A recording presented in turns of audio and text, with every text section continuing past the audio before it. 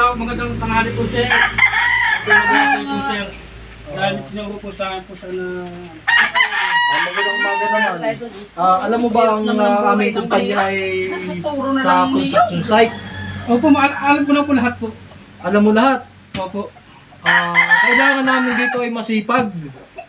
At saka may kilala ka bang may-ari ng junk shop? Sir, dahil po alam siya na magbibenta po ng mga bakal. Tsaka po mga ano pati po, sir, yung mga semento. Oh? Pwede, hati tayo, hati percent tayo. Ayos. Maganda yan, maganda yan. So, kumbaga sa, sa milyon, makapatumahan pa natin. Lalo yung may mga kontraktor pa na ako kilala. May kilala ka ding bibintahan natin ng mga tanso. Ay, madami, sir. Tsaka mga bakal pa po, sir. Abay, magkakasundo tayo dyan, Utoy. Ano laban natin, sir? Ay kung hati tayo, hati. Hati. Pero mas lamang ako. Ako ang boss eh. Ay, sir, hindi pa pwede, sir. Dahil madami kami sa iyo. Ano pang alam mo? Sir, alam kong saan nakatira, sir, ang kabit mo. Saan nakatira ang iyong mga kulasisi mo. At saka alam ko saan, lalo alam ko saan bahay ng iyong asawa. Okay na. Tanggap ka na. Hati na tayo. Hati. Talaga, sir, Hati na lang. Oh, sige.